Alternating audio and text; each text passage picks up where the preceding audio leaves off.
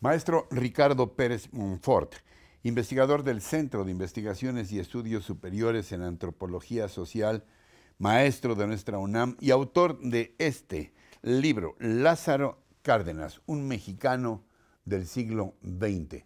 Gracias por esta conversación, maestro. Gracias a ustedes, es un gran gusto estar aquí. Eh, ¿Quién es Lázaro Cárdenas, además de un mexicano del siglo XX? ¿Cómo fue que se convirtió en una leyenda viva, en un símbolo que prevalece hasta nuestros días, maestro? Bueno, pues sí es una historia un poco larga, ¿no? Sí, Por eso me tuve la oportunidad de dividirla en tres volúmenes, ¿no? De prácticamente toda su historia, el origen, después, digamos, su actividad durante la Revolución, su ascenso hacia, por una parte, al poder en el estado de Michoacán y después a la presidencia de la República, que son, digamos, los temas que se abordan en los dos primeros tomos de esta biografía, eh, junto con no solamente su presidencia, sino también, digamos, su actividad como comandante del Pacífico, después de ya iniciada la Segunda Guerra Mundial, y como secretario de Defensa hasta el fin de la Segunda Guerra Mundial.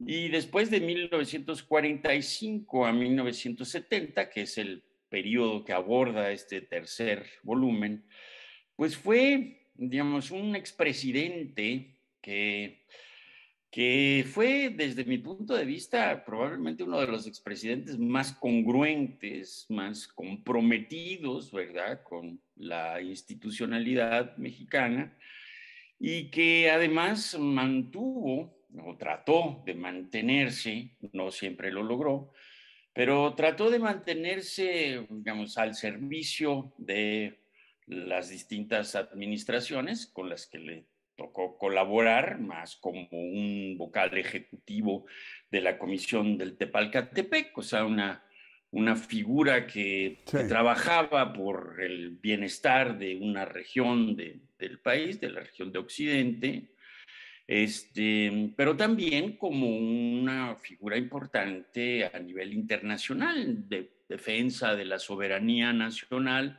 Sí. defensa de las mejores causas de América Latina, para algunos, desde luego, protesta por las intervenciones violentas y digamos, el intervencionismo norteamericano principalmente, ¿no?, en los distintos conflictos que se suscitan en América Latina, la defensa de la Revolución Cubana también, y desde luego, digamos, ya digamos, finales de los años 50, durante la buena parte de la década de los años 60, como una persona que podríamos identificar dentro de la izquierda institucional, Ah, ¿no? Que, pues, digamos, con el renombre que tenía como expresidente, como una figura que había defendido las causas, sobre todo el antiimperialismo, pero principalmente la paz, ¿no? Un sí. hombre que enarboló la idea de la paz y de la emancipación económica de los pueblos, adquirió, digamos, un peso en el ambiente político mexicano y en el internacional, que desde luego lo convirtió en una figura destacada, ¿no? Sí. ¿Por qué prevalece el cardenismo y por qué Cárdenas sigue siendo una figura emblemática de la izquierda en México? Tiene mucho que ver con las propuestas, digamos, el proyecto de nación que él representó, ¿no? El proyecto de nación que él representó fue, en un principio, la rectoría por parte del Estado de la vida social y económica del país, ¿no?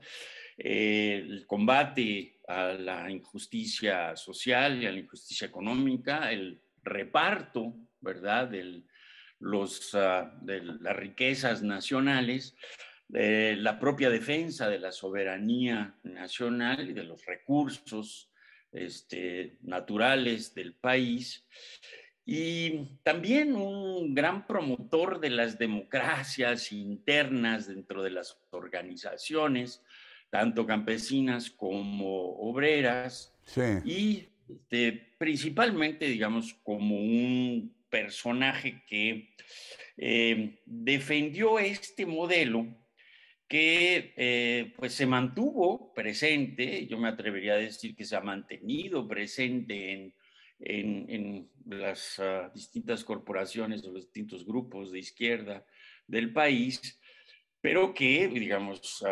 siendo realista, pues, digamos, tuvieron que mantenerse un tanto debajo del agua en virtud de, digamos, el ascenso del otro proyecto que, que fue precisamente el proyecto del PRI, que implicó, ¿verdad?, un desarrollismo en el cual no siempre la distribución de la riqueza fue equitativa, en el sí. cual también se produjo un incremento bastante preocupante de la corrupción dentro de las élites políticas y económicas mexicanas, Sí, y también a los cuales la democracia les tenía un poco sin cuidado, ¿no? Es un modelo, ¿no? Que se desarrolló a lo largo de los años 50, 60, 70, 80, ¿no?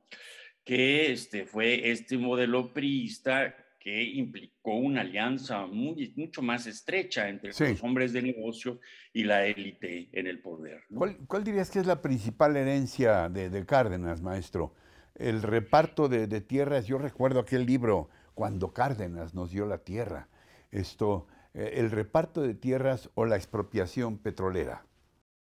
Yo creo que la mayor herencia del cardenismo fue precisamente una visión del país, ¿no?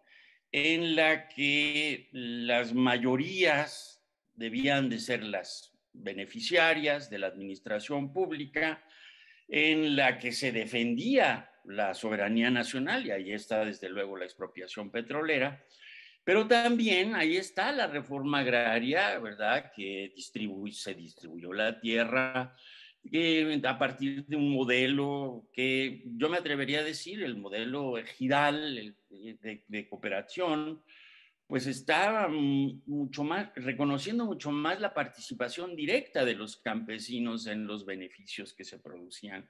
Esto no necesariamente traía riquezas inmediatamente, ¿no? Ni mejoraba la situación de los campesinos en el corto plazo, sino que estaba pensado precisamente para un futuro en el cual, ¿verdad?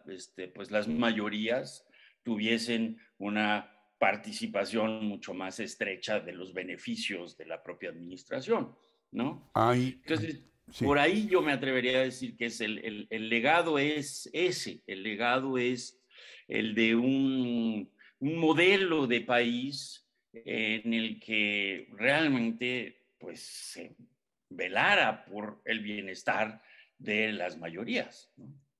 Dos preguntas finales, maestro. Eh, ¿Qué tanto significó la formación militar en el estilo de gobernar de Cárdenas?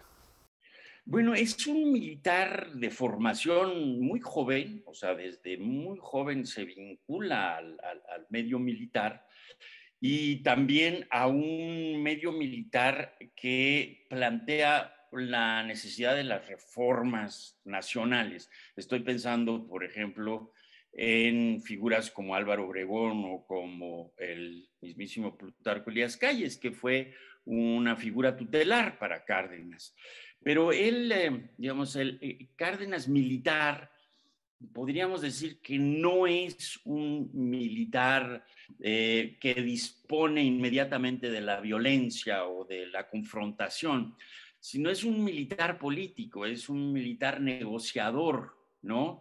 Sí, Desde luego tiene mano dura, ¿no? Cuando cuando viene una confrontación, como buen militar, pues se somete a las jerarquías castrenses.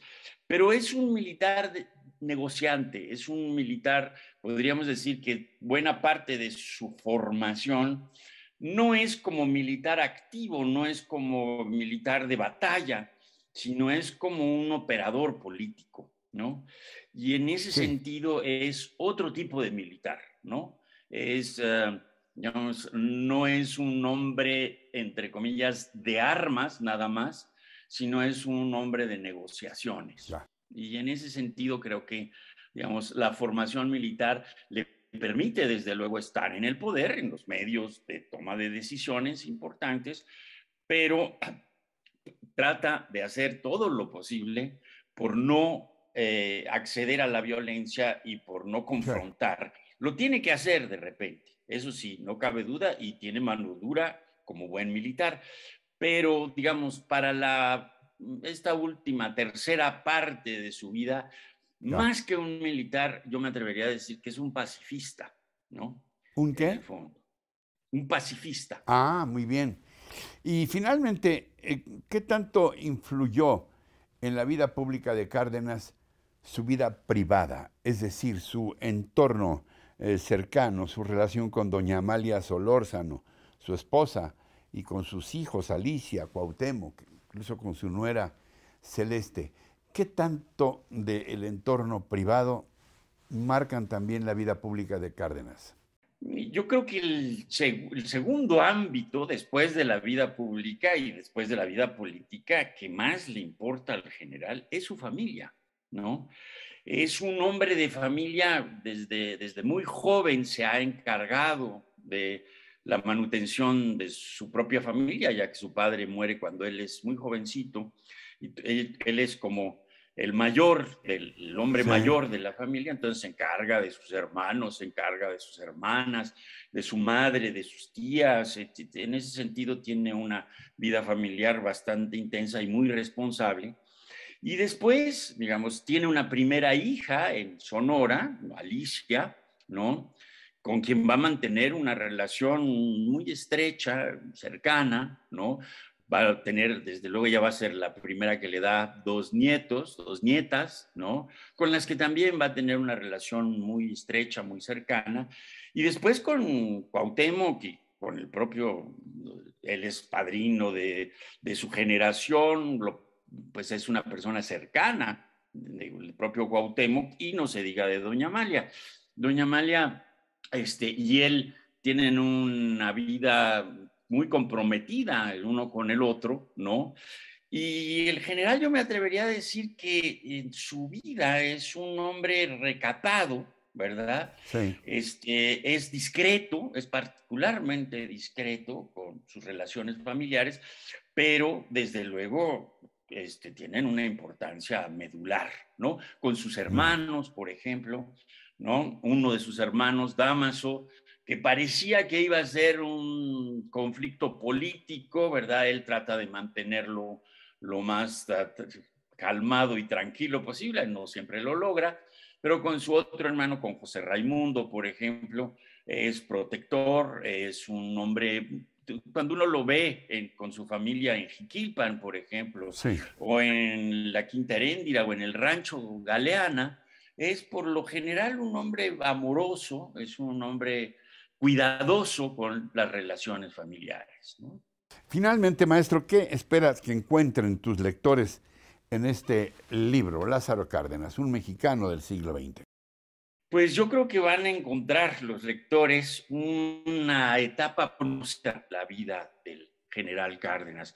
Se le conoce mucho por su periodo sexenal, ¿verdad? Se le conoce también por su propia formación militar, pero se le conoce muy poco por todo lo que hizo después, ¿no? De haber estado, digamos, en la cúspide del acontecer político. Y yo creo que en este libro se muestra un personaje que trató de ser congruente con sus ideas, que no siempre lo logra, que de pronto, ¿verdad? Las circunstancias lo empujan a radicalizarse o a confrontarse, pero yo creo que, digamos, el lector interesado en la figura de Cárdenas va a encontrar un Cárdenas diferente. Uno, el Cárdenas heroico, ni el Cárdenas así hiperprotagonista, no, sino va a encontrar un hombre que entendió su posición de expresidente, que fue congruente con ello y que desde luego puso su vida al servicio de una región del país, ¿no? Que es pues esta región de Sí. Tierra Caliente, parte de Jalisco, parte de Guerrero y después parte de Oaxaca. Un personaje también dedicado a la defensa de sus principios, por ejemplo, estuvo más o menos cercano a los presos políticos de la década, de finales de la década de los años 50, ¿no? Incluso también de los presos políticos ya de la década Bueno, de los fue años 60. fundamental para la migración española. Desde luego, eso, digamos, a lo largo de toda su vida fue, y sobre todo después de 1938-39, después de la, de la caída de la República Española, él fue profundamente solidario con los migrantes, ¿no? Y los tenían Sí. relativamente cerca, constantemente le hacen homenajes, él los visita, tiene una relación muy estrecha con ellos, ¿no? En Eh, general. Entonces yo me atrevería a decir que lo que pueden encontrar los lectores en este tercer volumen es un personaje de izquierda, en efecto, ¿verdad? Un personaje muy atacado por la prensa en el momento, por las circunstancias de la Guerra Fría, pero también un hombre que sale en defensa, yo creo que de las mejores causas de este país. Maestro, una pregunta no muy profunda, pero creo que es importante. ¿Están a la venta los 3 tomos? Sí, Los están a la 3. venta los 3 tomos ahora, sí. Bien. Ricardo Pérez Montfort, autor de Lázaro Cárdenas, un mexicano del siglo XX, ha sido muy aleccionador y muy grato platicar contigo, maestro, de verdad, y gracias por esta aportación tan importante. No, muchísimas gracias a ustedes. Ha sido un placer platicar con ustedes. Gracias, hasta pronto.